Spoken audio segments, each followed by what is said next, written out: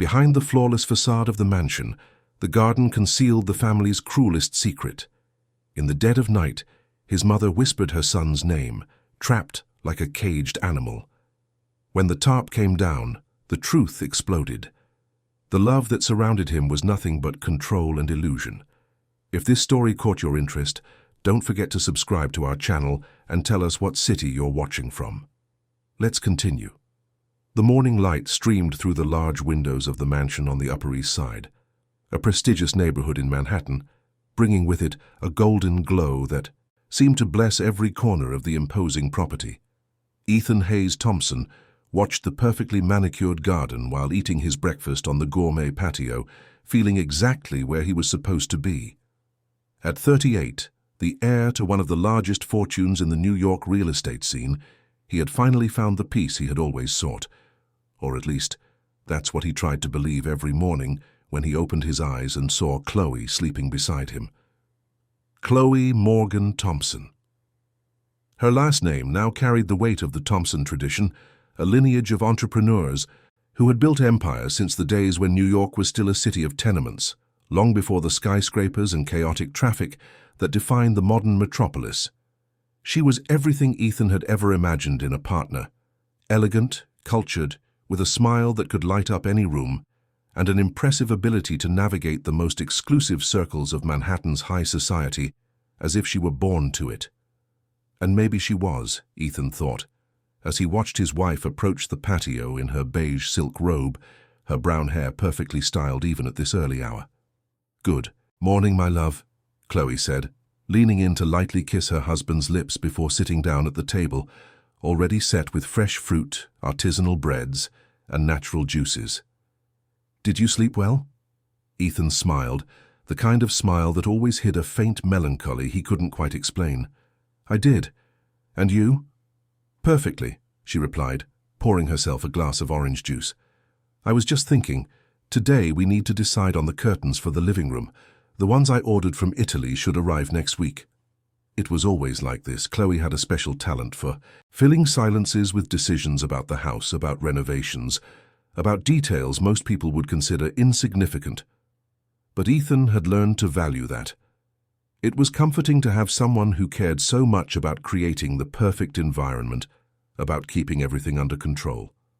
After years of living alone in that mansion, which felt more like a mausoleum of family memories, having Chloe there was like finally breathing life into its walls.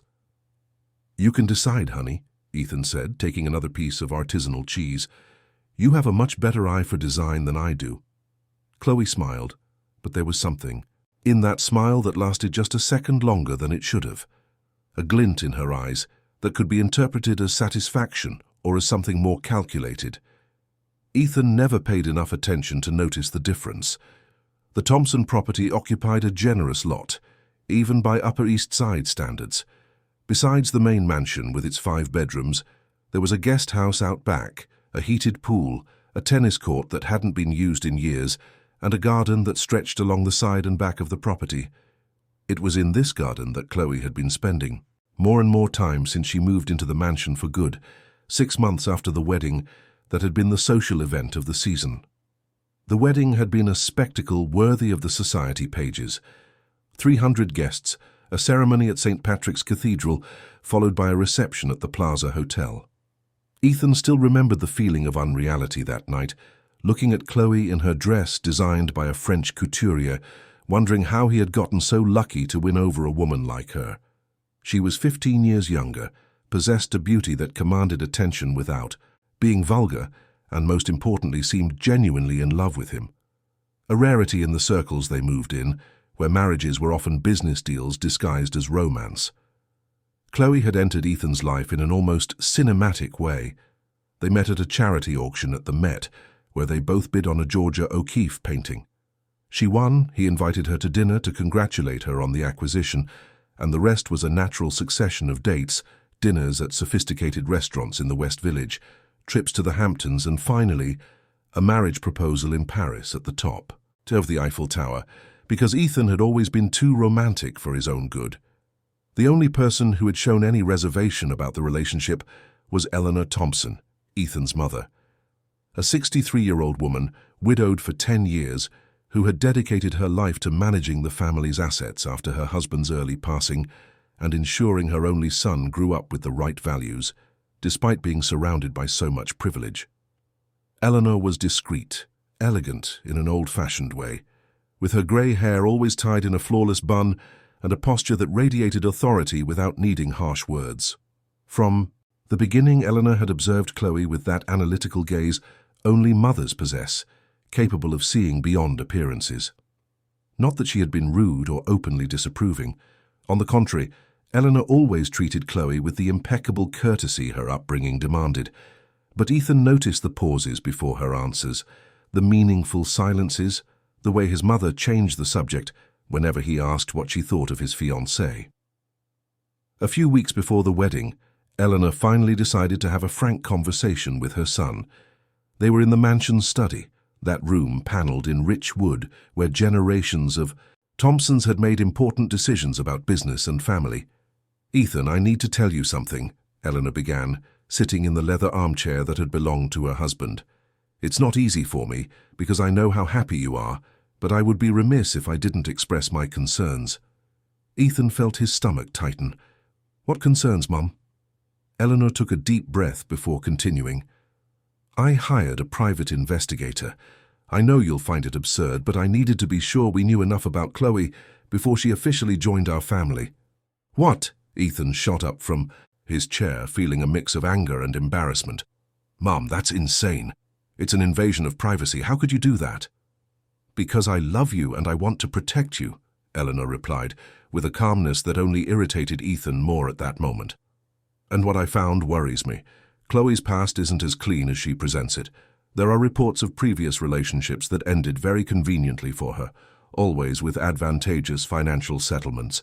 There are also some inconsistencies about her academic background and the origin of her personal wealth."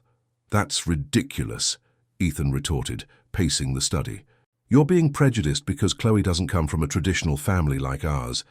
She's a self-made woman who built her own life. That should be admired, not investigated as if she were a criminal." Eleanor remained silent for a long moment, just watching her son with an expression that mixed love and worry. Finally, she said in a softer tone, "I hope you're right, my son. I truly do. But pay attention to the details, the little things that don't quite add up. And if you need me, I'll always be here." Ethan didn't want to continue the conversation. He left the study determined to prove his mother wrong, that her suspicions were the product of outdated conservatism and a difficulty in accepting that a modern woman like Chloe didn't need an aristocratic lineage to be worthy of joining the Thompson family. The wedding happened as planned. Eleanor attended, played her role as the groom's mother with elegance, but Ethan noticed a quiet sadness in her eyes whenever she looked at him and his bride. In the first few months after the wedding, Eleanor tried to stay close to her son, visiting the mansion regularly, always bringing a gift or some excuse to stop by. But Chloe had a subtle way of discouraging those visits. "Your mother comes over too much, honey," Chloe would say with a smile that tried to be understanding. "I think she hasn't quite grasped that you have a wife now and need space to build our own life. It's natural in the early days of marriage, but we need to establish healthy boundaries." Ethan, who had always been very close to his mother, began to feel a strange guilt whenever Eleanor showed up, as if he were failing Chloe by not being able to make his mother understand they needed privacy. Gradually, Eleanor's visits became less frequent. She would call, send texts, but something in the family dynamic had shifted. And then came the day when everything started to feel different. It was about 3 months ago, Ethan remembered, as he finished his coffee on that sunny morning. Eleanor had called, saying she needed to talk to him in person about something urgent. She sounded nervous on the phone, which was highly unusual for a woman who always maintained her composure in any situation. Ethan scheduled lunch for the next day at a discreet restaurant in Midtown, but Eleanor never showed up for that lunch. Ethan waited for over an hour, calling his mother's cell phone repeatedly, but every call went straight to voicemail. Worried, he went to the elegant triplex on Park Avenue where Eleanor lived, but she wasn't there. The doorman said Mrs. Thompson had left in the morning and hadn't returned. Ethan felt his heart race, but before he could truly panic, he received a text message. It was from an unknown number, but the message read, "Ethan, it's me, your mother. Sorry I missed lunch, I had a health crisis and had to check into a clinic urgently. Don't worry, I'm being well taken care of, but I need some time for treatment and absolute rest. Please don't try to visit me right now.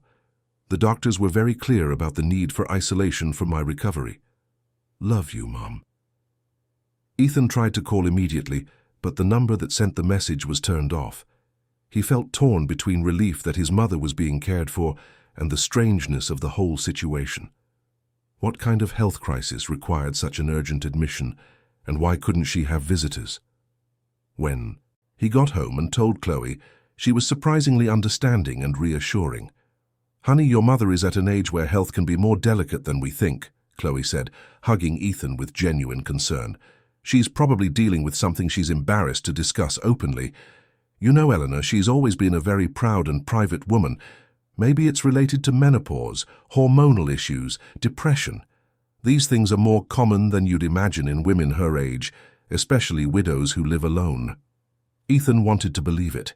He desperately wanted to believe it was just a matter of time before Eleanor recovered and returned to their lives. But as the weeks went by, that strange feeling wouldn't leave him.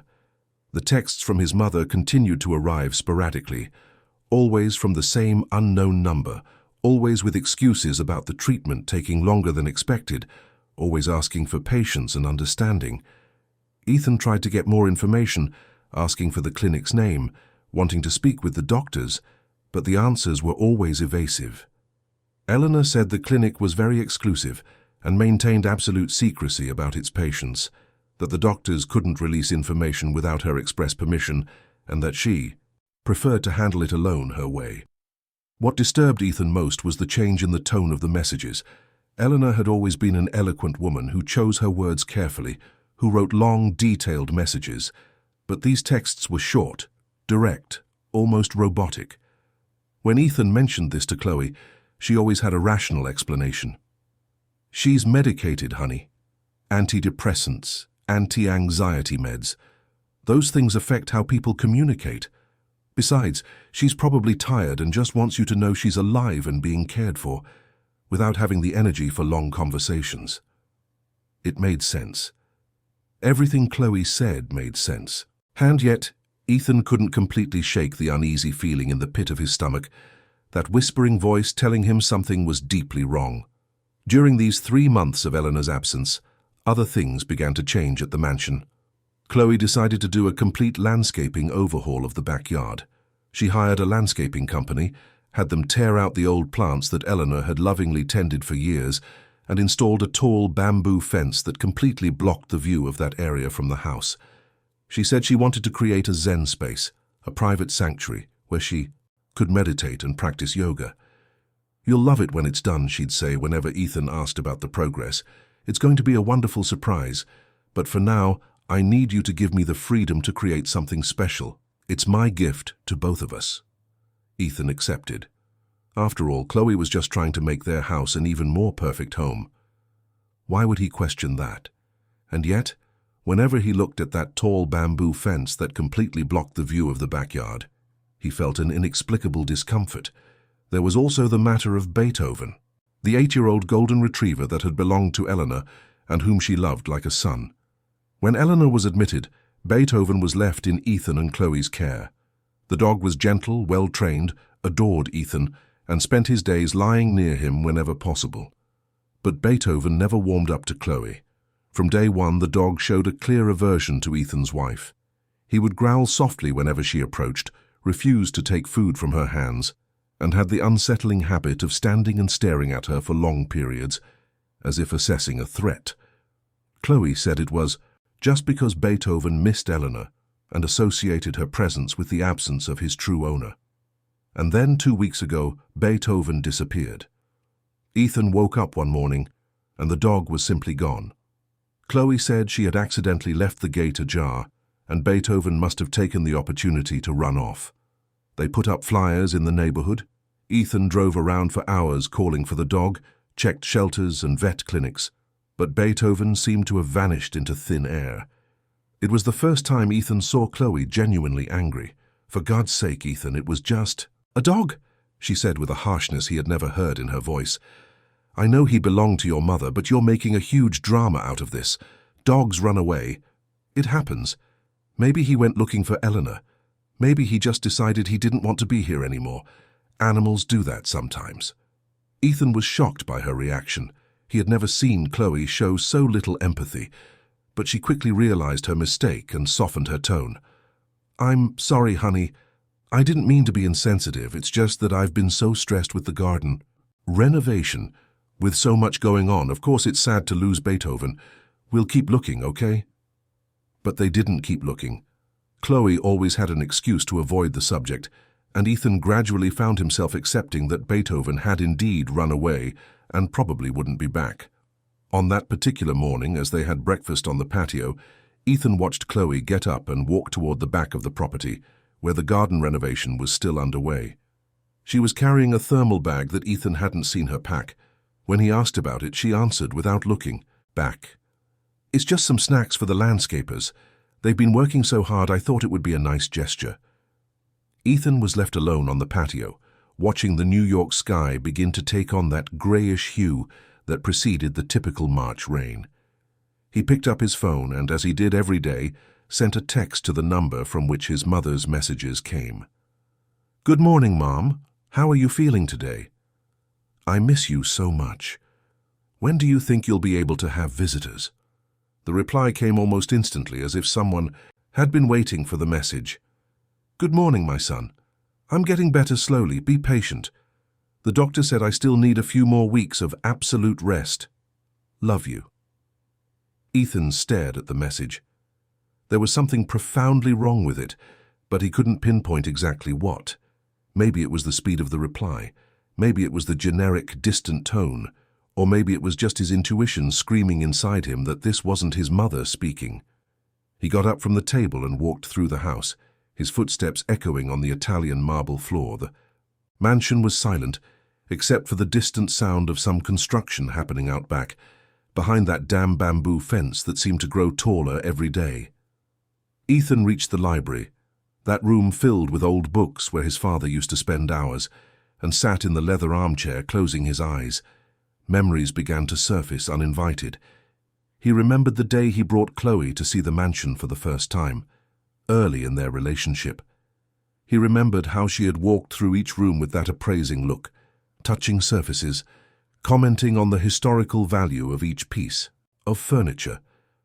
At the time, Ethan had thought it was the sign of a cultured and interested woman. Now, with the discomfort growing inside him, he began to wonder if it wasn't the look of someone calculating values, taking inventory. He also remembered the day Chloe suggested, with that manipulative delicacy she mastered so well, that Eleanor should consider moving to a smaller, more practical place. "Honey, that huge triplex on Park Avenue, it's so big for one person," Chloe had said as they prepared dinner together. "Your mother could sell it and buy something more comfortable, more suitable for her age. Besides, that address is worth a fortune in the current real estate market. It would be a great investment." Ethan had defended his mother at the time. He said Eleanor loved that apartment, that she had memories of her husband there, that she would never consider moving. Chloe had immediately backed down, saying it was just a suggestion, that she didn't mean to interfere. But now, looking back, Ethan began to see a pattern in the small suggestions Chloe made, always related to assets, inheritances, financial matters. A sudden sound pulled him from his thoughts. It came from somewhere distant in the house, muffled by the walls, but distinctly audible in the silence of the library. It was a strange sound, almost like a distant moan or cry, so brief that Ethan wasn't sure if he had actually heard it or if his mind was playing tricks on him. He froze, straining his ears. The sound didn't repeat. Ethan got up and walked to the library window that overlooked the back of the property. All he could see was the damn bamboo fence, tall and impenetrable, blocking any view of what was happening on the other side. For the first time, something inside Ethan began to awaken. A small, almost imperceptible suspicion, but one that was starting to cast shadows over everything he had accepted as truth for the past 3 months. He looked at the phone in his hand, at that last message supposedly sent by his mother, and for the first time he allowed a forbidden question to enter his mind. What if Eleanor had never been admitted to a clinic? What if she had never sent those messages? What if it was all a carefully constructed lie? As soon as he thought it, Ethan felt a wave of guilt. How could he suspect Chloe, the woman he loved, who had turned this house into a home, who slept beside him every night? It was absurd. It was paranoia, fueled by his mother's prolonged absence and the stress of not being able to see her. But that sound he had heard, that distant moan, kept echoing in his mind. And for the first time in 3 months, Ethan decided he needed answers. Real answers, not the softened, reassuring versions Chloe always offered. He waited until nightfall. They had dinner together, made small talk, watched a movie in the home theater. Chloe was particularly affectionate, as if sensing a change in her husband's mood and trying to compensate. She snuggled up to him during the movie, ran her fingers through his hair, whispered sweet words in his ear. And Ethan reciprocated, but his mind was elsewhere. When they finally went to bed, Ethan waited until he was sure Chloe was fast asleep. Then, careful not to make a sound, he slipped out of bed, put on a robe, and left the room. The hallway was dark, with only a few security lights faintly illuminating the path. Ethan went downstairs through the kitchen and to the door that led to the backyard. He had never really tried to go out there at night. Chloe always discouraged it, saying the construction tools made the area dangerous in the dark, that he could get hurt, that it was better to wait until everything was ready to be revealed. But tonight, Ethan didn't care about warnings. He opened the door slowly and stepped out into the garden. The night air was cool, heavy with the smell of damp earth and plants. The full moon partially lit the way, but the bamboo fence cast a dense shadow that made it impossible to see what lay beyond. Ethan walked slowly, trying not to make a sound, his heart pounding in his chest. As he got closer to the fence, that sound returned. This time, it was clearer, less muffled. A low moan, almost inaudible but unmistakably real. Ethan stopped, feeling the blood run cold in his veins. It wasn't his imagination. There was something or someone on the other side of that fence. He looked for an opening, a gap he could peer through, but the fence had been deliberately built without floors. Ethan was considering climbing it when he heard footsteps behind him. He turned quickly and saw Chloe standing in the kitchen doorway, silhouetted by the light from inside, watching him with an expression he couldn't quite decipher in the dimness. "Ethan, what are you doing out here at this hour?" Her voice was calm, but there was an underlying tension Ethan had never heard before. "I heard a noise," Ethan replied, trying to keep his voice steady. "A sound coming from behind this fence. Did you hear it too?" Chloe walked slowly toward him, maintaining that smile that used to be comforting, but now seemed laden with something darker. "Honey, you're tired and stressed. It was probably just a stray animal that got into the yard. It happens sometimes. Let's go back inside before you catch a cold." She held out her hand, but Ethan didn't take it immediately. He stood there looking at his wife, then at the bamboo fence, feeling like he was on the threshold of something important, of a truth that would change everything if he had the courage to seek it. "Chloe, we need to talk," Ethan said finally. "About my mother, about this renovation. That never ends. About everything that's been happening here." For an instant, just a fleeting instant, Ethan saw something cross Chloe's face. A shadow, a tension, a flash of something that wasn't love or concern, but something far more calculated and dangerous. But it was so quick he almost thought he had imagined it. Then Chloe smiled again, that perfect smile she mastered so well, and said in a voice as smooth as honey, "Of course, honey. We can talk about anything you want. But tomorrow, when we're rested and have clearer heads, let's go to sleep now, okay?" And she took Ethan's hand firmly, almost too forcefully, and led him back into the house, leaving behind that moan that still echoed softly in the New York night, heavy with pain and secrets that could no longer stay buried. The next morning arrived with a fine, persistent rain, typical of New York, that left the streets wet and the windows fogged.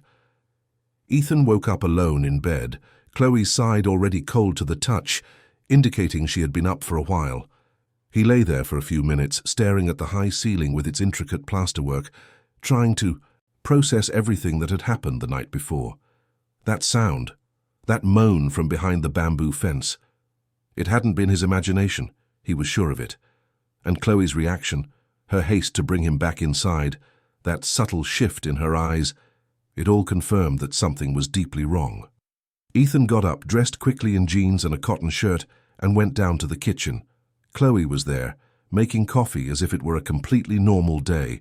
She wore a light blue linen dress, and her hair was tied back in a casual ponytail. Seeing him enter, she smiled with a naturalness that always disarmed Ethan's defenses.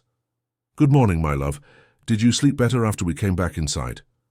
She approached and placed a kiss on his lips, but Ethan noticed a watchfulness in her eyes, as if she were testing his reaction. "Yes," Ethan replied, forcing a smile. "Chloe, about our conversation last night, I really think we need to talk about my mother's situation. It's been 3 months and I don't even know what clinic she's in. This isn't normal." Chloe sighed as if the conversation deeply tired her. "Honey, we've been over this so many times. Your mother specifically asked for privacy during her treatment. She's dealing with delicate personal issues and doesn't want you to see her vulnerable. It's a matter of her pride, you know, Eleanor." "But I'm her son, Chloe," Ethan insisted, feeling his frustration grow. "She would have no reason to hide from me. I want the name of the clinic. I want to talk to the doctors. I want to at least confirm that she's really okay."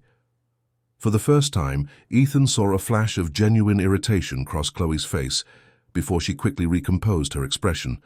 "Fine. If it will make you feel better, I'll call the number your mother gave me and ask for her permission for you to have more information, but you need to respect the time and space she's asking for. Can you do that?" Ethan nodded, but something about the conversation didn't add up. When had his mother given that number to Chloe? He had never witnessed a direct call or conversation between them since the supposed admission began. Everything always came through text messages, all supposedly from Eleanor, but all filtered through Chloe first. "I need to go to the office today," Ethan said, deciding he needed space to think clearly. "There are some contracts I need to review in person." "Of course, honey." Chloe smiled again, clearly relieved he was changing the subject. "I'll take the opportunity to keep supervising the garden. The landscapers said everything will be ready for the big reveal in another 2 weeks." As he drove through Midtown toward the Thompson Enterprises office, located in one of the most modern buildings in the area, Ethan couldn't stop thinking. The rain beat against the windshield in a hypnotic rhythm, and he found himself mentally replaying every detail of the last few months, searching for signs he should have noticed sooner. When he arrived at the office on the 22nd floor with a panoramic view of the city, Ethan went straight to his office and asked not to be disturbed. He sat at his desk, opened his computer, but instead of reviewing contracts, he started doing something he should have done a long time ago: investigate. He began by trying to trace the phone number from which the messages supposedly from Eleanor came. He used some online resources, but the number wasn't registered to anyone. It was a prepaid burner phone, impossible to trace without legal authority. Ethan felt his stomach clench. Why would his mother use a disposable number to communicate with him? Next, he tried to remember the name of Eleanor's last close friend with whom she kept regular contact: Marilyn Davis, a lady of the same age who frequented the same social club as Eleanor, and with whom she had lunch at least once a week for years. Ethan found Marilyn's number in his old contacts and, with his heart pounding, made the call. "Hello?"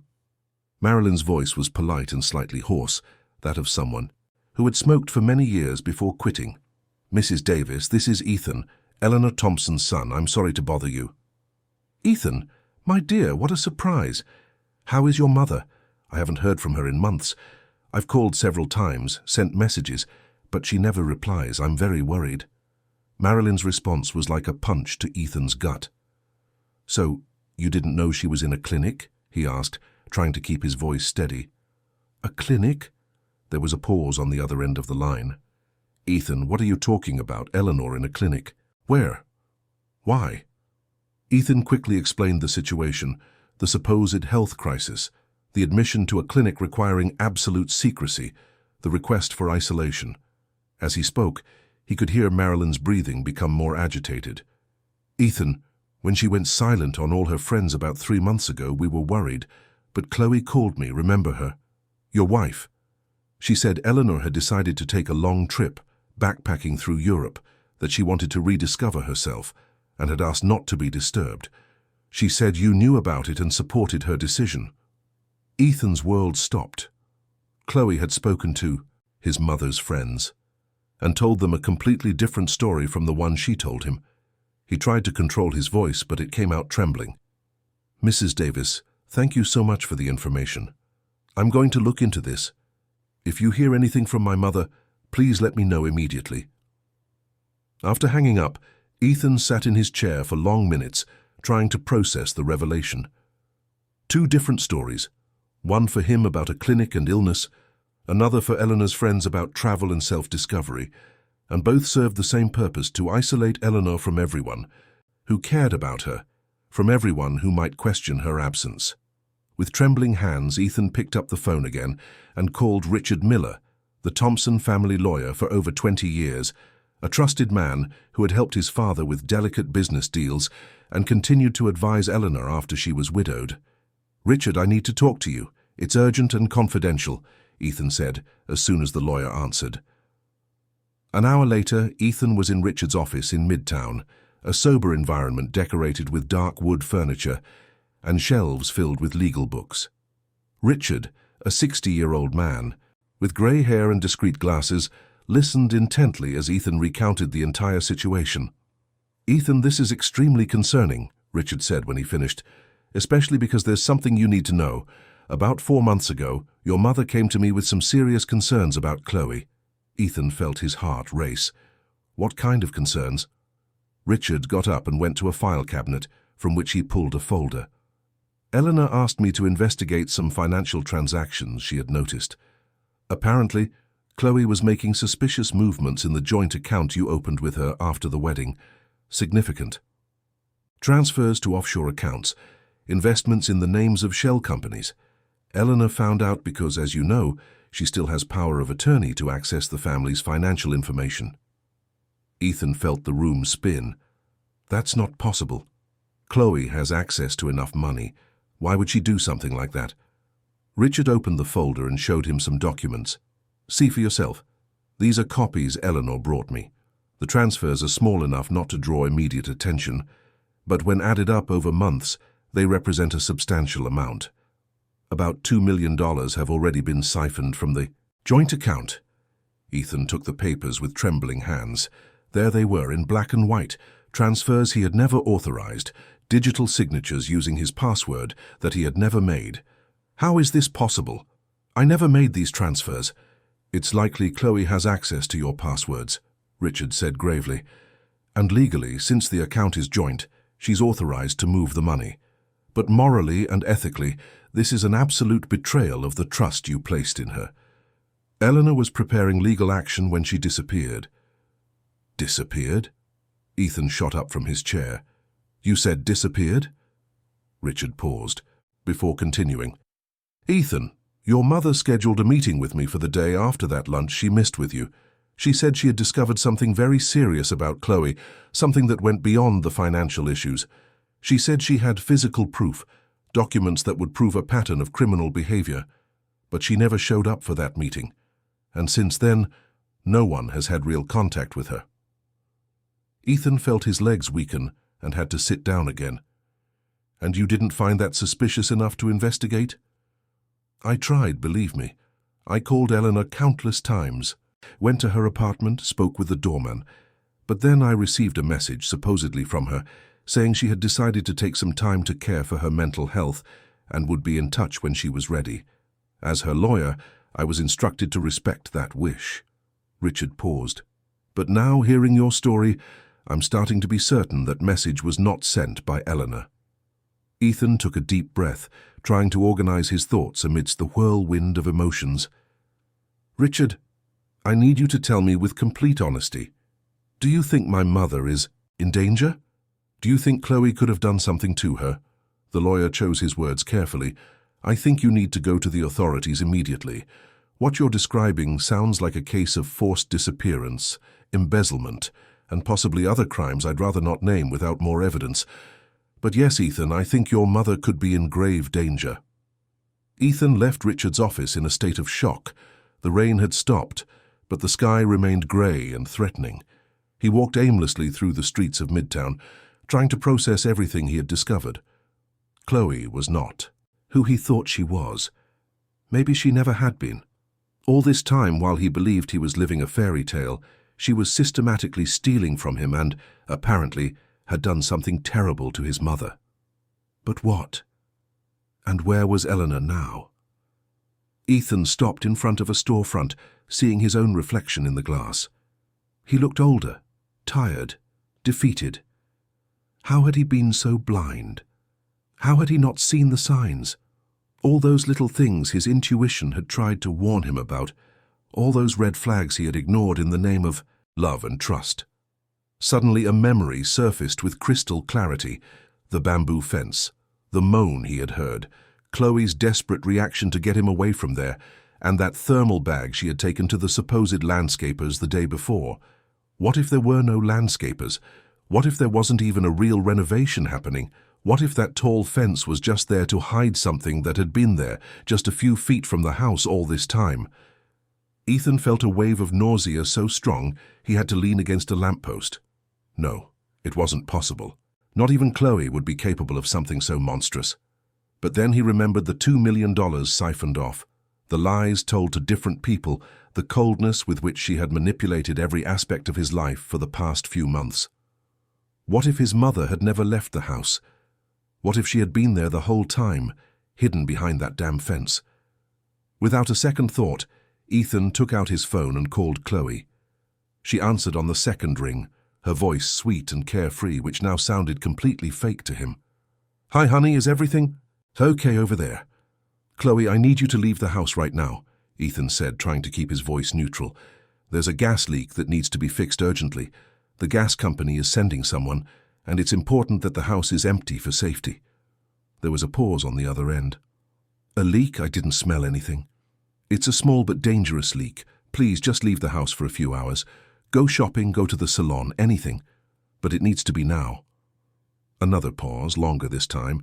Then Chloe said, and Ethan could have sworn there was suspicion in her voice, "Okay, honey, I'll leave, but will you be okay there at the office?" "I'll be fine. Love you." And Ethan hung up before she could reply or ask more questions. He practically ran to where he had parked his car and drove back to the mansion at a dangerous speed. Adrenaline coursed through his veins, mixed with fear and hope. Fear of what he might find. Hope that maybe, just maybe, his mother was still alive. When he arrived at the mansion, Ethan checked that Chloe's car was not in the driveway. Good. She had left, at least temporarily. He entered through the main door and went straight to the backyard, to that cursed fence. This time, he wouldn't accept excuses or barriers. This time, he was going to see what was on the other side, even if he had to tear the whole thing down.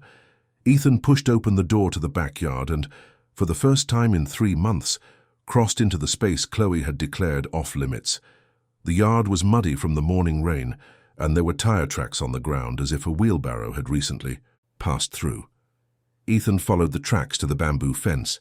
Up close it seemed even taller and more impenetrable. But now Ethan was determined. He started pulling at the bamboo poles, trying to create an opening. Some were just propped up, not permanently fixed, which made the job easier. As he cleared a space, his heart beat faster and faster. And then, finally, he managed to create an opening large enough to pass through. Ethan stepped inside, and what he saw on the other side made him drop to his knees. There was no landscaping renovation. There were no landscapers at work. What was there was a makeshift structure, a kind of small shelter made of tarps and wood, and inside, sitting on the ground on some old blankets, was an extremely frail woman, her hair tangled and dirty, her clothes torn, and her face so thin that her bones seemed to be pushing through her skin. But Ethan would recognize those eyes anywhere. They were the eyes of Eleanor, his mother, looking at him with a mixture of shock, relief, and tears. "Mum!" Ethan crawled to her, his knees sinking into the mud, his hands trembling as he touched her face. "My God, what did she do to you?" Eleanor tried to speak, but her voice came out as only a hoarse whisper. "Ethan, you have to get out of here. She'll be back. She always comes back." And that's when Ethan heard another sound, a weak whimper coming from a darker corner of the shelter. He looked and saw Beethoven, the golden retriever, lying on a piece of old cloth, as weak as Eleanor, but still trying to wag his tail at the sight of Ethan. Tears began to stream down Ethan's face, tears of anger, of guilt, of absolute pain. "You've been here this whole time. You've been here and I didn't know. Eleanor raised a trembling hand and touched her son's face. "It wasn't your fault. She's very smart, very convincing. I tried to warn you, but she got me before I could." "How did this happen, Mom? How did we get to this point?" Eleanor took a ragged breath before she began to speak. "I found out what she was doing, Ethan. I found out about the money, about the forged documents she was preparing to take over the entire family inheritance when you were gone. She was planning everything meticulously. When I confronted her, she offered me some tea. I should have been suspicious, but she seemed so calm, so willing to talk." Eleanor paused, clearly exhausted. "I woke up here. I don't know how long I was unconscious. When I woke up, I was in this place, and she said I was going to stay here until she finished what she had started. She said if I cooperated, maybe she'd let me go eventually, but I knew it was a lie." Ethan felt a fury build inside him like never before. "I'm getting you out of here now. I'm taking you to the hospital, and I'm going to make that woman pay for everything she's done." But before he could make a move, he heard the unmistakable sound of a car pulling into the driveway. Chloe was back, and she had probably realized Ethan had tricked her about the gas leak. "She's here," Eleanor whispered, squeezing her son's hand. "Ethan, you have to go. You have to get help. If she finds you here, I don't know what she's capable of." But Ethan wasn't leaving his mother there, not for another second. He gently lifted her into his arms, surprised by how light she was, how much weight she had lost during her captivity. Beethoven tried to get up and follow, but could barely stand. "We'll go out the back," Ethan whispered, carrying his mother toward the rear of the property, where there was a gate leading to a side street, rarely used but which he prayed was unlocked. They managed to get through the bamboo fence and were crossing the yard when they heard Chloe's voice, loud and clear, coming from the kitchen door. "Ethan, I know you're out there. I know what you found." There was a coldness in her voice that Ethan had never heard before, as if all the masks had finally fallen away. Ethan didn't answer. He kept walking, faster now, almost running even while carrying Eleanor.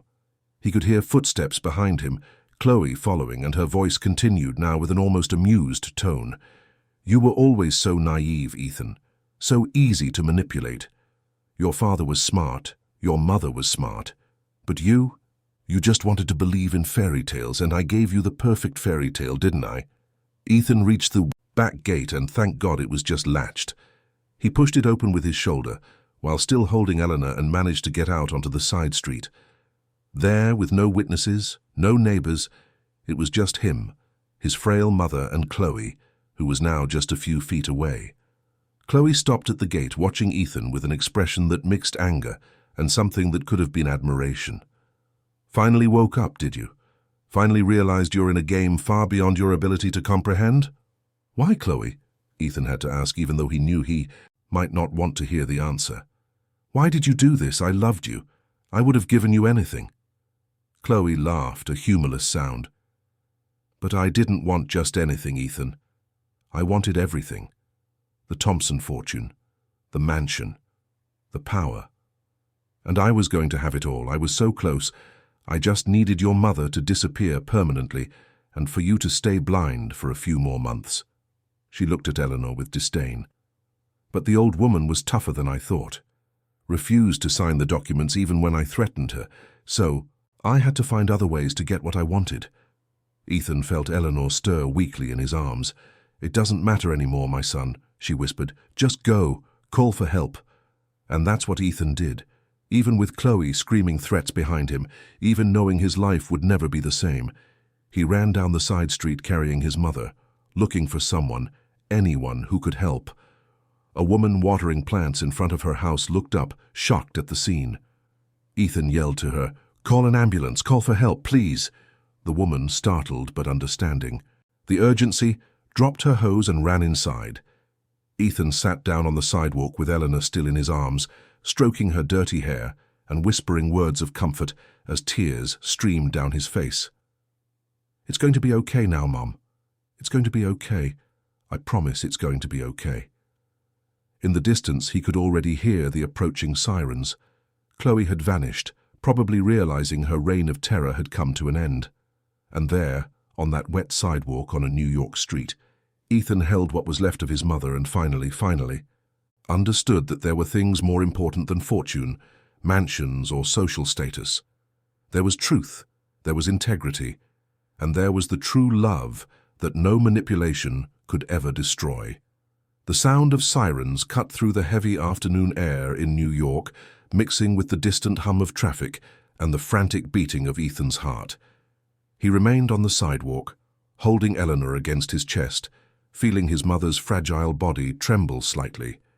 The neighbor who had called for help stood at her door, watching the scene with a mixture of compassion and shock, unsure of what to do besides what Ethan had asked.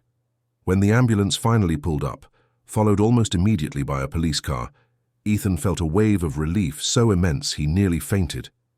2 paramedics jumped out with a stretcher, and a woman in her 40s, wearing the green uniform of an EMT, knelt beside Ethan with professional kindness. "Sir, we'll take care of her now. I need you to let me assess her, okay?" Her voice was firm but comforting. Ethan reluctantly let go of Eleanor, watching as the paramedics quickly examined her, checking vital signs, asking questions she could barely answer, in her weak voice. The woman looked at her colleague, and Ethan saw a grave expression cross her face. "We need to transport her immediately. She's severely dehydrated and malnourished, possible hypothermia as well." "How long was she in these conditions?" 3 months, Ethan replied, his voice breaking. "She was held captive for 3 months. While the paramedics worked, 2 police officers approached. One, a tall man in his 50s with a sergeant's badge on his uniform, pulled out a notepad. "Sir, can you tell us what happened here? We received an emergency call about a serious medical situation." Ethan took a deep breath and began to tell the story from the beginning. He spoke of his marriage to Chloe, Eleanor's inexplicable disappearance, the suspicious messages, his investigation, and finally, finding his mother hidden in the backyard of his own home. As he spoke, he saw the officer's expressions shift from neutral to increasingly serious. "And where is your wife now?" the sergeant asked. "I don't know. She was there when I ran out with my mother, but then she disappeared." The younger officer, who had been listening silently, spoke for the first time. "Sir, this is very serious. We're talking about unlawful imprisonment, possibly kidnapping, fraud. We're going to need you to come with us to give a formal statement, and we need to go to the residence now to secure the scene." Ethan nodded, but before he could say anything, Eleanor, who was being prepared to be loaded into the ambulance, reached a trembling hand toward him. Ethan quickly moved closer. "Beethoven," she whispered with effort. "Please don't leave Beethoven there. He's so weak." Ethan's heart ached. He had forgotten about the dog in the rush to save Eleanor. He looked at the officers. "There's a dog, too. He's in the same place where my mother was held. He's in very bad shape as well." The sergeant gestured to his partner. "Call the fire department. They have a protocol for animal rescue, and we'll need to preserve that entire area as evidence." "Mr. Thompson, are you going to accompany your mother to the hospital?" the paramedic asked, positioning the stretcher to be loaded. Ethan looked at Eleanor, who, despite her extreme weakness, had her eyes fixed on him with an intensity he recognized. It was the same determined look she always had, the look that said she was stronger than any circumstance could make her seem. "Go, my son," Eleanor said, her voice still faint but firm. "Go get Beethoven. I'll be okay now, but he won't survive much longer alone in there." Ethan felt tears burn his eyes again. He held his mother's hand for a final moment. "I love you, Mum. I'll come to the hospital as soon as I've dealt with this." "I know, my son. I always knew." Ethan watched the ambulance drive away, taking Eleanor to Mount Sinai Hospital, one of the best in New York, where she would finally receive the treatment she desperately needed. Then he turned to the police, ready to face what came next. The return to the mansion was surreal. Ethan drove his own car, following the police cruiser, and the route he had taken so many times in recent months now felt completely different. Every street, every corner was laden with new meaning. He had been living a lie, a carefully constructed illusion, and now he had to face the wreckage of that false reality. When they arrived, 2 more police cars were already there, along with a fire department vehicle. The news had spread quickly, and a few neighbors were already on their sidewalks, trying to understand what was happening at the normally quiet Upper East Side residence. Ethan led the officers to the back of the property, showing them the opening he had made in the bamboo fence. Several officers went inside, photographing everything, documenting every detail of the space where Eleanor had been held captive. Ethan stayed outside, unable to look at that place again, that physical evidence of Chloe's cruelty. A firefighter came out carrying Beethoven wrapped in a blanket. The dog was conscious but clearly very weak, his brown eyes fixed on Ethan with that faithful gaze dogs have. Ethan approached, stroking the animal's head. "Is he going to be okay?" he asked one of the firefighters, a young man with a concerned expression. "We're taking him to an emergency veterinary clinic. He's dehydrated and malnourished like the lady, but dogs are resilient. With proper treatment, I think he has a good chance." Ethan felt a flicker of hope. At least Beethoven would have a chance. At least something good could come from this tragedy. Mr. Thompson, an older police officer, apparently a detective who had just arrived, approached him. "I'm Detective Wallace from the NYPD's Special Victims Unit. I need you to come with me to give a full statement. We also need to issue a warrant for the arrest of Chloe Morgan Thompson. Do you have any idea where she might have gone?" Ethan thought for a moment. Chloe had always talked about a sister who lived in Greenwich, Connecticut, but he had never met her. In fact, now that he thought about it, he had never met any of Chloe's relatives. She always said she came from a small, distant family and didn't keep in touch. Another lie, probably. She mentioned a sister in Greenwich, but I don't have an address. And now that I think about it, I'm not sure if this sister even exists. The detective jotted something down on his tablet. "We'll look into it. We'll also need access to bank accounts, marriage documents, anything that can give us a full picture of the financial situation. You mentioned embezzlement." "Yes." Ethan remembered the folder Richard had shown him. "My lawyer, Richard Miller, has documents proving unauthorized transfers of about $2 million. He was helping my mother investigate this before she disappeared." The detective raised his eyebrows. $2 million? So we're talking about significant financial crimes in addition to unlawful imprisonment. That changes the scope of the investigation considerably. The next few hours were a blur of statements, questions, forms, and legal procedures. Ethan was taken to the precinct, where he spent hours recounting every detail, every little thing that now took on new meaning in the light of the truth. Detective Wallace was meticulous, asking questions Ethan often couldn't answer, revealing gaps in his own knowledge about the woman he had married. "Did you ever meet her parents, siblings, anyone from her family?" "No. She said her parents had died when she was young and that she had no close siblings." "And her job before the marriage, the company she worked for?" "She said she worked as a freelance investment consultant. She had a few clients, but nothing specific that she shared with me." "Friends? Anyone who knew her for a long time?" Ethan thought and realized, with a sick feeling in his stomach, that the answer was no. All of Chloe's friends were recent, women she had met at social clubs and events after they got together. No one from her past. No one who could tell stories about who she really was before she entered his life. The detective leaned back in his chair, observing Ethan with an expression that mixed professionalism with something that might have been pity. "Mr. Thompson, what I'm seeing here is a pattern of someone who constructed an identity specifically to get close to you. This wasn't an ordinary marriage that went wrong. This was an elaborate plan from the very beginning." Ethan felt the room spin slightly. "Are you saying she never loved me? That it was all a sham from the start?" "I'm saying we need to investigate her past very carefully, because if she did this to you, she may have done it to others before. And we need to find out who she really is." When Ethan finally left the precinct, it was already night. The New York sky was covered in dark clouds, threatening more rain. He checked his phone and saw several missed messages from Richard, from the hospital where Eleanor was, and from unknown numbers that were likely journalists already sniffing out the story. A scandal in a traditional New York family always made headlines. Ethan called the hospital first. A nurse informed him that Eleanor was stable, receiving IV fluids and nutrition, and could have brief visits starting the next day. She had been asking for him and Beethoven, and the doctors were optimistic about her recovery, though they warned it would be a long process. Next, he called Richard, who answered immediately. "Ethan, thank God, I heard what happened. The police came for the documents. How is Eleanor?" "Stable," Ethan replied, feeling the exhaustion of the long day finally weigh on him. "Richard, I need you. I need you to handle everything while I take care of my mother.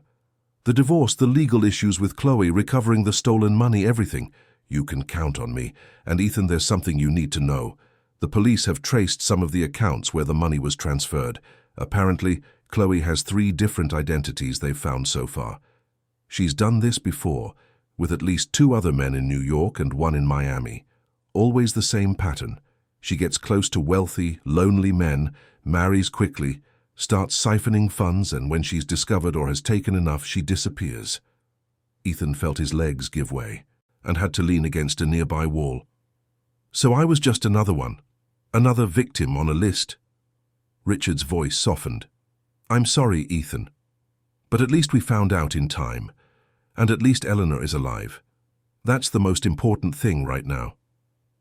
After hanging up, Ethan stood on the sidewalk for a long time, trying to process the information. It had all been a lie.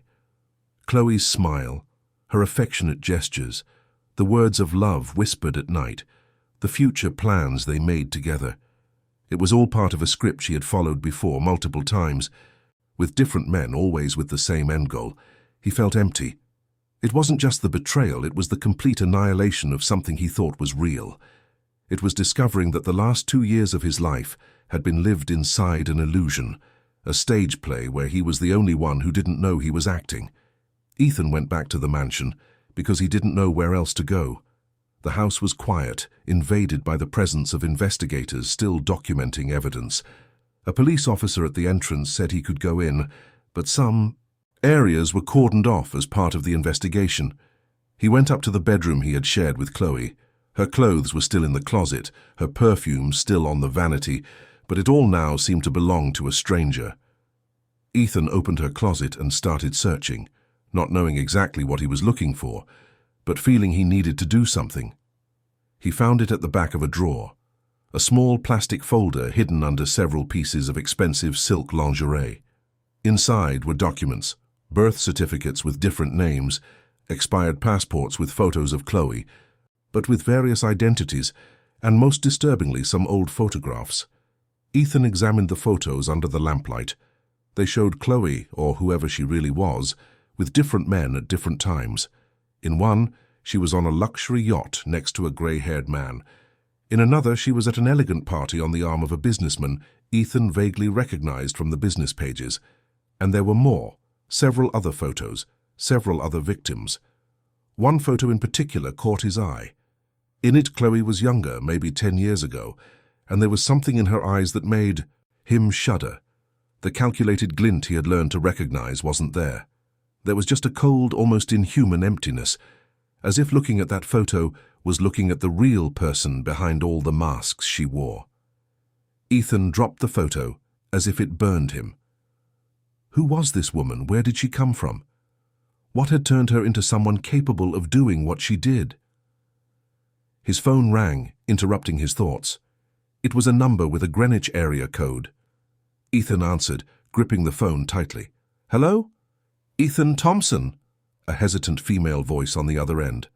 "My name is Beatrice Cole. I saw on the news what happened, and I had to call because I have information about Chloe, or rather, about the woman you know as Chloe." Ethan sat on the bed, his heart racing again. "What do you know about her?" There was a pause before Beatrice continued. "Chloe, or Anna Paula as I knew her, was married to my brother 5 years ago. The same thing happened to him. She appeared out of nowhere, beautiful, charismatic, perfect. They married quickly. 6 months later, my brother was bankrupt, she had disappeared with everything, and he was so emotionally shattered that he never fully recovered. My family tried to sue, tried to find her, but she had vanished without a trace. Changed her name, changed her city, changed her life. Beatrice's voice trembled. My brother never trusted anyone again after that. He died 2 years ago of a heart attack at only 43. The doctors said it was his heart, but I know it was what she did to him that really killed him. Ethan closed his eyes, feeling a wave of nausea. I'm so sorry for your loss. And thank you for calling. The police will need your statement. I know I've already contacted them, but I wanted to talk to you personally because there's something else. Beatrice took a deep breath. After my brother passed, I started investigating on my own. It became an obsession for me. I discovered she has a very specific pattern.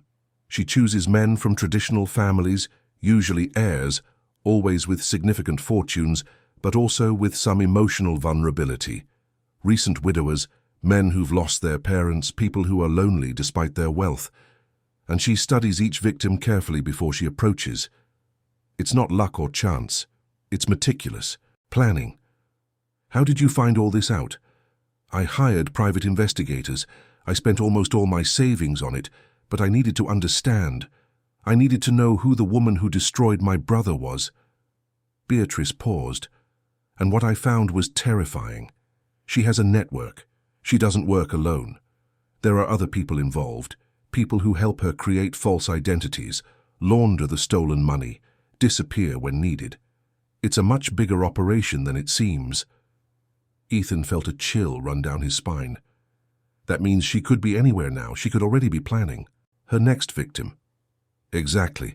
That's why it's so important that she's caught this time, that she's finally held accountable for everything she's done. Your mother was lucky, Mr. Thompson. She survived. My brother wasn't so lucky. After hanging up with Beatrice, Ethan sat in the room for a long time, watching the city through the window.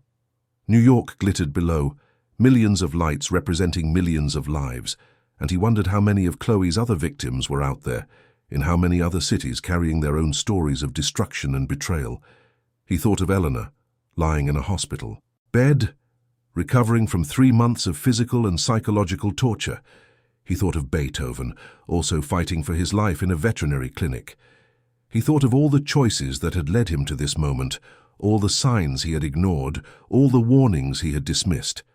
And for the first time since it all began, Ethan allowed himself to truly cry.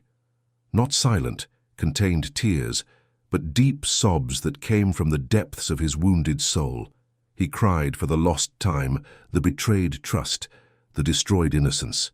He cried for the mother he had almost lost, for the faithful dog who had suffered alongside her, and for himself, for the man he had been and would never be again. But amidst the tears, something else began to grow. It wasn't anger, though there was anger too. It was determination, a steely resolve that Chloe would not get away with it this time, that he would do everything in his power to ensure she was found, that she faced justice, and that she could never again do to someone else what she had done to him and his family. Ethan wiped his tears and picked up the phone again. He called Detective Wallace. "Detective, this is Ethan Thompson. I've just received important information about Chloe. She doesn't work alone and has an extensive history of previous victims. I need us to meet tomorrow morning, and there's something else." Ethan looked at the folder of documents and photos he had found. "I found documents in the house. I think they're important evidence." "Great work, Mr. Thompson. Don't touch anything else. I'll send a team over first thing in the morning to collect that evidence properly. And thank you for calling. Every piece of information helps us build her complete profile and increases our chances of locating her." When Ethan finally lay down that night, it was in the guest room. He could no longer enter the room he had shared with Chloe. Every inch of that space was contaminated by her lies. He lay on top of the comforter, fully dressed, and stared at the ceiling, unable to sleep despite his extreme exhaustion. His mind kept racing, replaying every moment, every conversation, searching for answers that might never come. How could someone be so cold, so calculating? How could someone look a person in the eye, declare love, and simultaneously be planning their destruction? He thought of their wedding day, of how Chloe had cried during their vows. Had those been real tears? Or was she such a good actress that she could produce tears on command? He thought of the nights they spent together, the moments of intimacy, the whispered conversations in the dark. Had it all been an act? Ethan realized he might never know for sure. And perhaps that's what hurt the most. Not just the betrayal, but the impossibility of knowing what, if anything, had been real. Outside, New York continued its frenetic nightlife, indifferent to the personal drama unfolding in an Upper East Side mansion. Cars passed, sirens wailed in the distance, the city breathed and pulsed as it always had, and Ethan Thompson, heir to one of the city's greatest fortunes, lay there in the dark, stripped of his illusions, but perhaps finally beginning to see the truth. Tomorrow would be another day. Tomorrow he would visit Eleanor in the hospital. Tomorrow he would work with the police to find Chloe. Tomorrow he would take the first steps on the long journey of rebuilding his life from the rubble of what she had destroyed. But tonight he just needed to survive. He needed to get through the dark hours until the daylight returned, and hope that when the morning came, it would bring with it some kind of answer, some kind of justice, some kind of peace.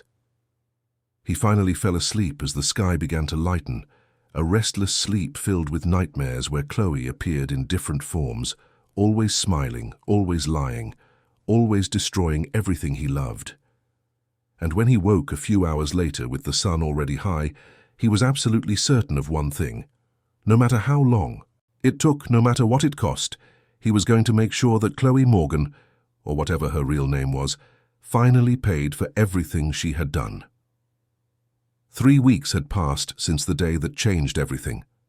Ethan parked his car at Mount Sinai Hospital for the 10th time that week, carrying a bag of fresh fruit Eleanor had requested, and a new book of American short stories he knew she would love. The New York autumn was showing its first signs, with cooler mornings and a sky that alternated between crystal blue and a grey heavy with low clouds. Entering the private room on the 8th floor, Ethan found a scene that filled him with emotion. Eleanor was sitting in the reclining armchair next to the bed, no longer connected to IVs and monitors, wearing a light blue robe with her hair finally clean and combed. She was holding a tablet, reading something intently, adjusting the reading glasses she had recovered from her apartment. "Mom!" Ethan walked in with a genuine smile, something that was starting to return to his face after weeks of darkness. "You look incredible." Eleanor looked up and her face lit up. "My dear son, come here, let me give you a proper hug." Ethan approached and wrapped his mother in a careful but warm embrace. She was still too thin, her bones still felt fragile under his hands, but there was color in her face again, life in her eyes, strength returning to the body that had suffered so much. "The doctor said I might be discharged next week," Eleanor announced with evident pride. "Of course, I'll need physical therapy and nutritional counseling for months, but I'm well enough to leave." "That's wonderful." Ethan sat in the chair next to her. "And how are you feeling? Mentally, emotionally?" Eleanor took a deep breath before answering, choosing her words carefully. "Look, son, I won't lie and say I'm fine. What I went through was traumatic in ways I'm still processing. I have nightmares, moments of panic when I hear certain sounds, flashbacks. The therapist who sees me here says it's normal and will get better with time and treatment." She paused. "But you know what keeps me strong. Knowing I survived, knowing you found me, and knowing that woman will not get away with it."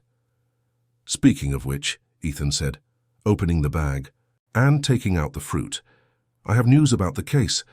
Eleanor's interest was immediately piqued. "Did they find her?"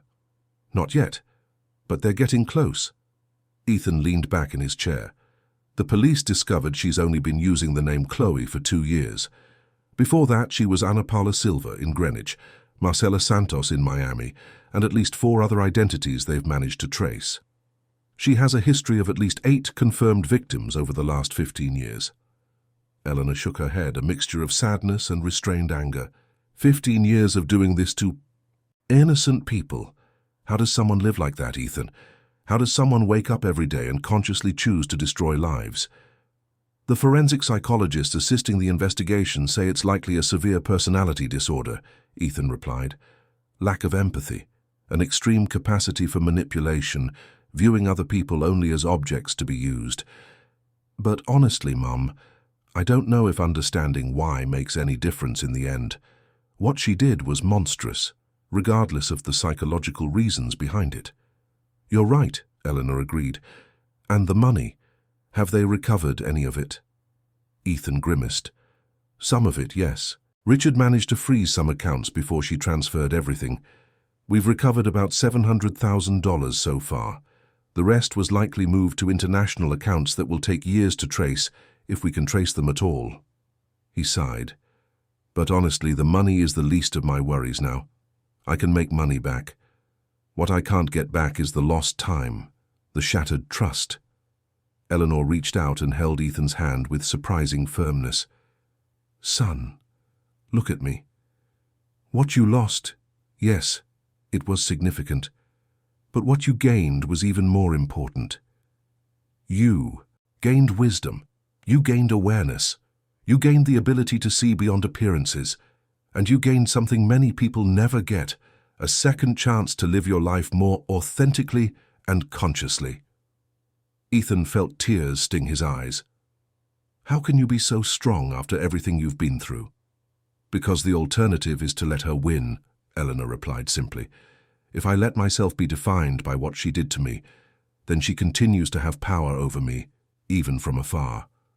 I won't give her that satisfaction. I will recover. I will keep living. And I will be happy again, if only to prove that she couldn't break me. Just then the door to the room opened, and a nurse entered pushing a wheelchair.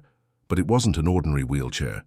In it, wearing a protective cone around his neck, but with his tail wagging vigorously, was Beethoven. Look who came to visit, the nurse announced with a smile. Beethoven, Eleanor and Ethan exclaimed at the same time. The dog had gained considerable weight in the past few weeks. His golden coat was shiny again, and his eyes were alert and full of life. As soon as the nurse let him down, he trotted clumsily to Eleanor, placing his front paws on her lap and licking her face enthusiastically. My faithful friend, Eleanor whispered, hugging the dog with tears in her eyes. You survived too. We both survived. Ethan watched the scene with a lump in his throat. Beethoven had been the silent witness to all of Eleanor's suffering. He had stayed by her side during the worst moments, offering the only comfort he could, his unconditional presence. And now here they were, recovering together, proving that it was possible to survive the worst and keep on living. Later that day, Ethan drove to Richard's office for an important meeting. The divorce needed to be processed, assets needed to be protected, and there was a mountain of legal issues to resolve.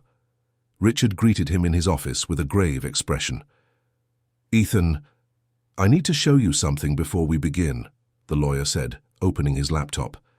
The police found more information about Chloe, or whatever her real name is, and it's disturbing. On the laptop screen was an old, faded photo of a girl about 12 years old. She had the same eyes as Chloe, but there was something different in them, something that hadn't been completely erased yet.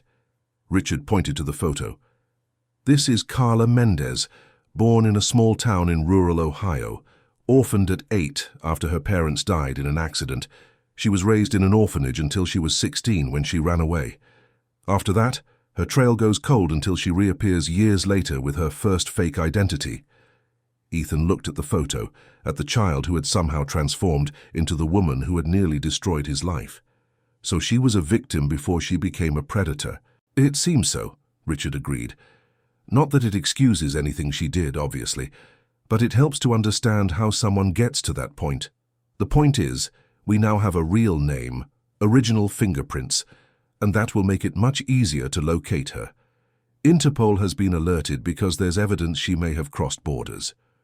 And the divorce proceedings? It's being handled as a special case due to the circumstances. The judge has already authorized the separation of assets with immediate effect, and as soon as she's located, she'll be formally served. Richard closed the laptop. Ethan, I need to ask you a difficult question. If she is arrested and eventually tried, Are you prepared to face that process? It will be long, public, and painful. Ethan thought for a moment before answering. Yes, I'm prepared. Not just for me, but for all her other victims. For all the men she destroyed who may not have been lucky enough to survive or recover anything. She needs to answer for what she's done. Good, because we're going to need that determination. Richard opened a physical folder. Now let's discuss your assets. I suggest we establish a more protected trust for your holdings, with multiple layers of security. And we also need to review all your passwords, access codes, accounts, everything. The following weeks were an emotional roller coaster for Ethan. By day, he dealt with lawyers, banks, meetings with the police, and all the practical matters of dismantling a life built on lies. At night, he visited Eleanor at the hospital, and then at her apartment when she was finally discharged, helping her with physical therapy, preparing nutritious meals, simply being present. The Upper East Side mansion had been put up for sale. Ethan couldn't live there anymore. Every room held memories that were now too painful. Besides, that house represented a phase of his life that was definitively over. He was looking for something smaller, more intimate, a place where he could start over without the weight of the past. One afternoon, while overseeing the final details of the move, Ethan found something forgotten in the back of a closet. It was the wedding album. He opened it with trembling hands, flipping through the pages that showed a day that, at the time, had seemed like the happiest of his life. There was Chloe in her stunning wedding dress, smiling for the camera with that smile he now knew was calculated down to the last detail. There he was, with that look of naive happiness on his face, with no idea of the nightmare to come. There were the guests, the extravagant decorations, the ceremony that had cost a fortune. Ethan felt a mix of emotions looking at those photos.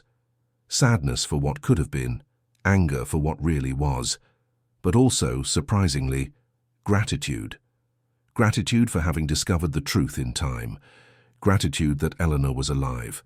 Gratitude for the opportunity to start over. He closed the album and placed it in a box marked for donation. He didn't need those photos. He didn't need those false memories. What he needed was to move forward. It was during a visit to Eleanor's apartment, almost 2 months after the rescue, that Ethan received the call he had been waiting for. It was Detective Wallace. "Mr. Thompson, we have news. We found Chloe." Ethan's heart leaped. "Where?" "Lisbon Airport in Portugal. She was trying to board a flight to Mozambique using another fake passport, but our international alert worked.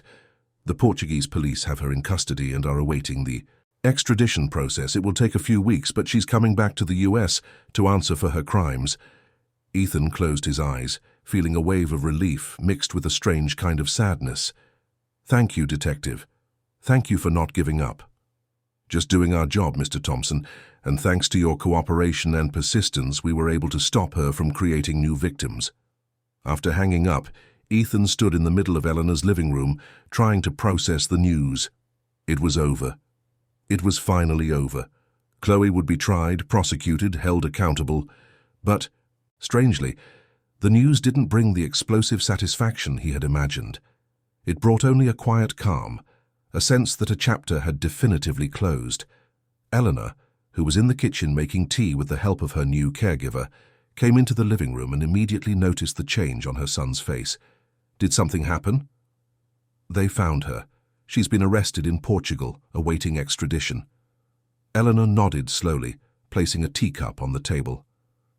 "And how are you feeling?" Ethan thought before answering. "Relieved, but also empty somehow. I spent weeks imagining this moment, thinking that when she was arrested I'd feel this great sense of revenge, of satisfaction. But I just feel tired, Mum. Tired and ready to move on." Eleanor sat beside her son and took his hand. "That means you're starting to truly heal, my son. Because real healing doesn't come from revenge or the punishment of those who hurt us. It comes from our ability to let go, to forgive not necessarily the person, but the situation, and to choose to build something new instead of being stuck in what was destroyed." "But how, Mom?" Ethan asked, his voice thick with emotion. "How do I trust anyone again?"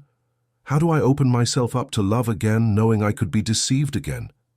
Eleanor squeezed his hand tightly. You don't trust blindly. You trust with wisdom. You open yourself to love, but you keep your eyes open. You value people, but you don't ignore the red flags. And most importantly, you don't let one bad person define your ability to believe that there are good people in the world. Because there are, Ethan. Most people are good. Chloe was an exception, not the rule. Just then, Beethoven padded into the room, now fully recovered, and rested his head on Ethan's lap, as if he understood his favorite human needed comfort. Ethan stroked the dog, feeling the soft fur under his fingers, and for the first time in months, allowed himself to think about the future without fear. The following months brought a new, healthier routine. Ethan sold the mansion to a young family who didn't carry the same dark memories he did. With the money, he bought a cozy apartment in the West Village, near Eleanor's place, where he could visit her easily, and where he finally felt truly at home. He also made profound changes in his professional life. He established a foundation in the Thompson family name, dedicated to helping victims of financial fraud and abusive relationships. He used his own experience to educate others about the signs of manipulation, the importance of maintaining healthy relationships with family and friends, and not ignoring your intuition when something feels wrong. The first lecture he gave was terrible. He trembled from start to finish, stumbled over his words, almost gave up halfway through. But there were about 50 people in the audience, many of them victims like him, and when he finished, the entire room rose in a standing ovation. A woman approached him afterward with tears in her eyes and said, "Thank you for sharing your story. You made me realize I'm not alone, that it wasn't my fault, and that I can survive this too."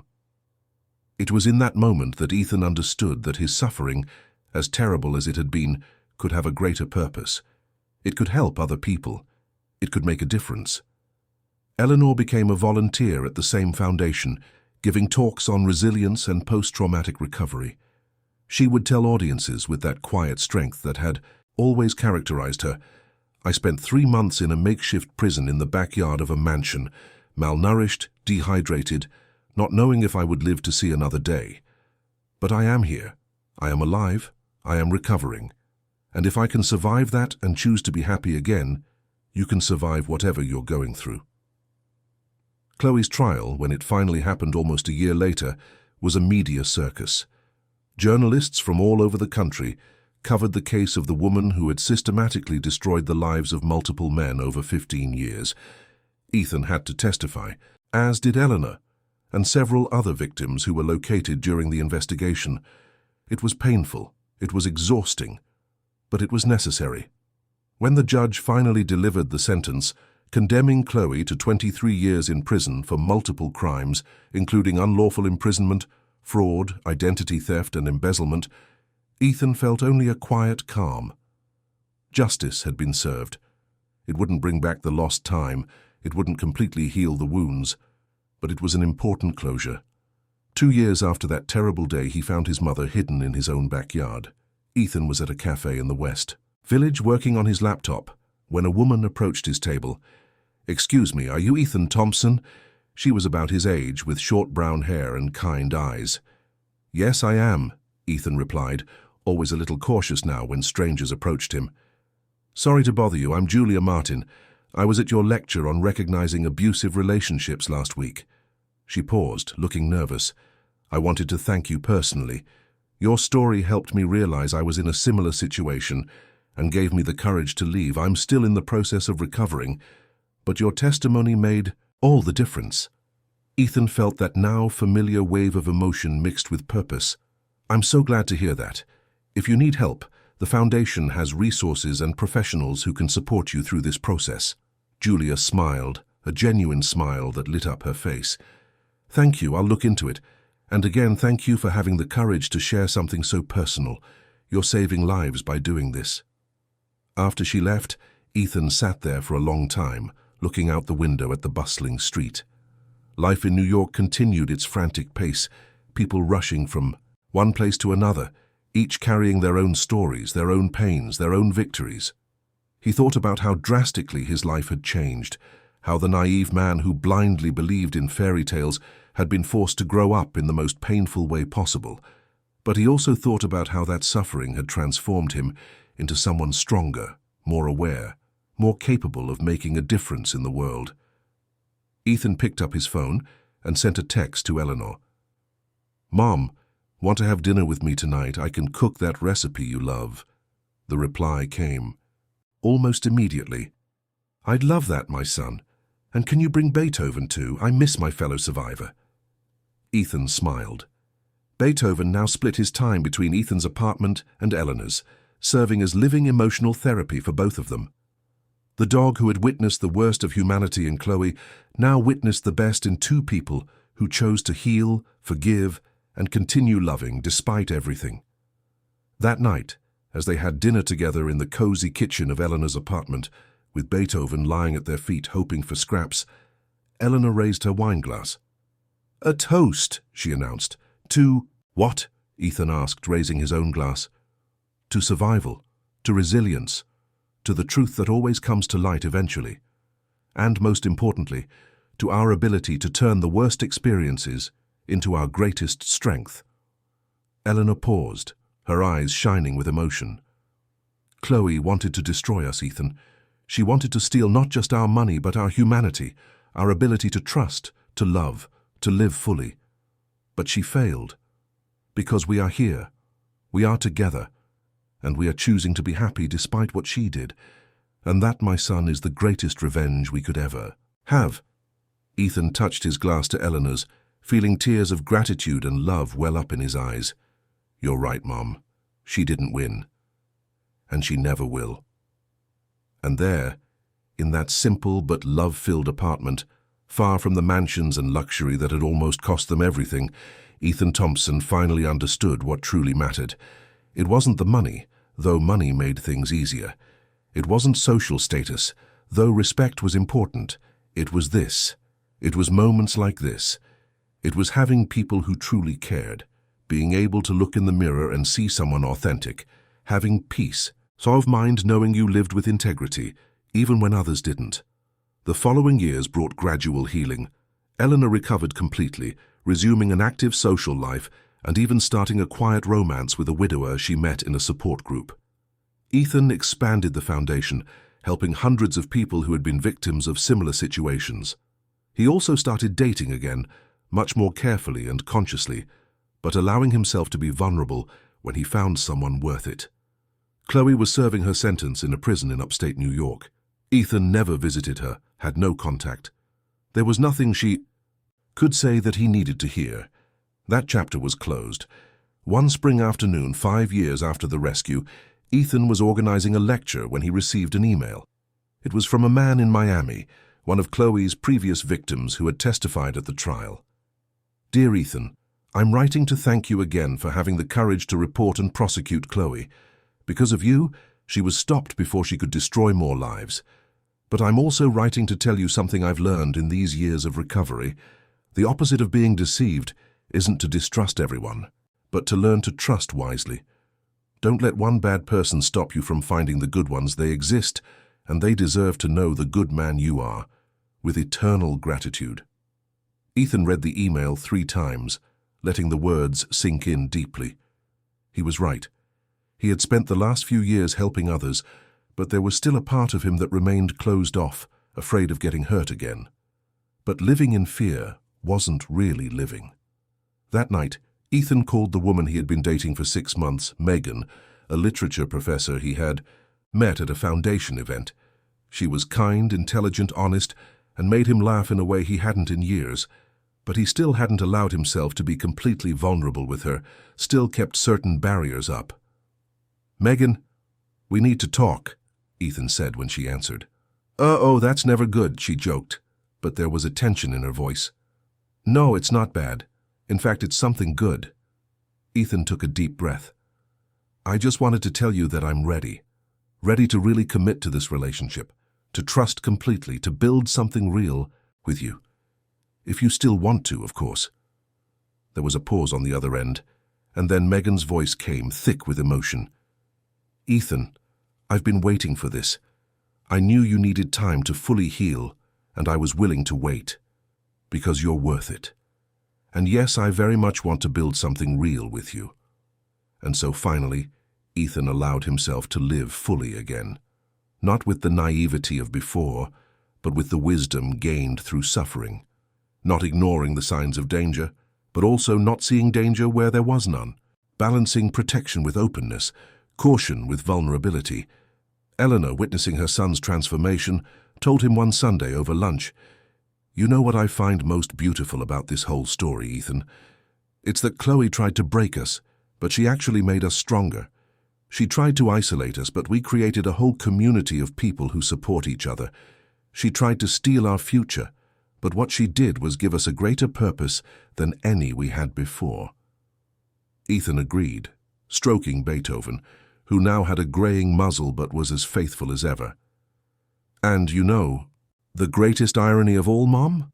In the end, with all her intelligence and planning, Chloe underestimated the most important thing, the true love between people who genuinely care for one another. She bet on greed and vanity, and she lost to something far more powerful." The years continued to pass. The foundation grew, helping thousands. Ethan and Megan married in an intimate, genuine ceremony, surrounded only by people who truly loved them. Eleanor became a grandmother when Ethan and Megan adopted a child, a 5-year-old boy who had also been a victim of a flawed system and needed a loving family. When people asked Ethan about his story, about how he had survived such a devastating betrayal, he always said the same thing. "I didn't survive in spite of what happened. I survived and was transformed because of what happened. The pain was the catalyst for me to become the person I needed to be, and if I could go back in time and prevent it all, I probably wouldn't, because then I wouldn't be the person I am today. I wouldn't have the people I have today. I wouldn't have the purpose I have today." And it was true. From the depths of his greatest tragedy, Ethan Thompson had found his true strength. From the prison where his mother almost died, they had both found a freedom greater than any mansion could offer.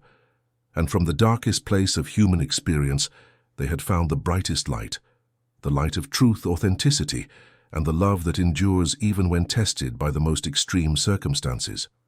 New York continued its frantic dance outside, with its lights, its noise, its infinite stories intersecting and diverging.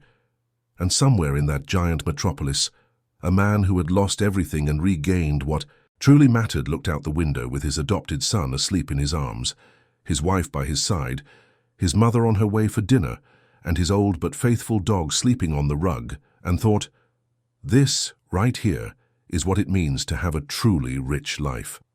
Dear listeners, we hope the story of Ethan and Eleanor has deeply touched your hearts. This narrative reminds us that even in the face of the cruelest betrayals and darkest situations, the truth always finds a way, and true family love can survive the most terrible tests. If you were moved by this journey of pain, discovery, and transformation, please leave a like on this episode, subscribe to our channel so you don't miss any stories, and tell us in the comments what struck you most about this intense story. Was it the moment Ethan found Eleanor? Was it her strength to survive? Or was it the final transformation of them both, proving that it's possible to rebuild your life even after the most devastating storm? Share your thoughts with us. Every day we bring intense stories like this, revealing the deepest side of the human soul, showing that resilience and love are stronger than any evil. We'll see you in the next episode with another narrative that will stir your emotions and make you reflect on what truly matters in life. Until then, remember, the truth always wins, and true love never breaks.